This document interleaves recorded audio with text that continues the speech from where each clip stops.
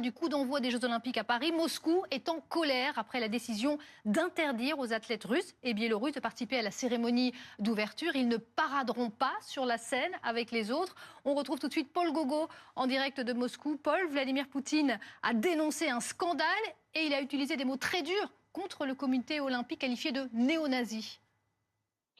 Oui, c'est vrai. Alors, Vladimir Poutine, mais surtout ses porte-paroles, parce que c'est vrai que c'est difficile parfois de savoir qui s'exprime en Russie, parce que tout le monde est un peu dans l'outrance en permanence, notamment depuis le début de la guerre. Effectivement, il y a le porte-parole de Vladimir Poutine, Dmitri Peskov, qui lui a dénoncé une intimidation des sportifs russes.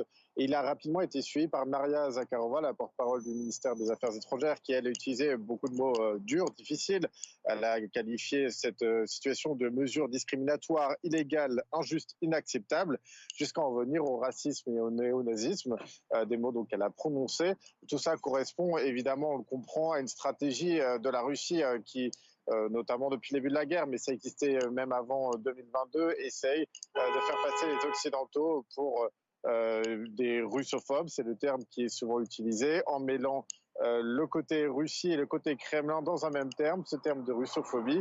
Et forcément, à l'approche des Jeux Olympiques, eh bien, que ce soit les sanctions, que ce soit celles qui sont liées au dopage, ou celles qui sont liées à l'attitude des sportifs, parce que je le rappelle, les éventuels sportifs russes qui participeront sans bannière aux Jeux Olympiques sont eux qualifiés non russes, pardon, et on leur demandera, pardon, le CIO leur demandera de prouver qu'ils ne soutiennent pas la guerre en Ukraine. Or, tout ça, c'est vu comme un acte politique de la part de la Russie, tout simplement parce qu'en Russie, les sportifs sont étroitement proches du pouvoir, font partie de comités qui leur demandent évidemment de respecter le point de vue des autorités russes, le point de vue du Kremlin.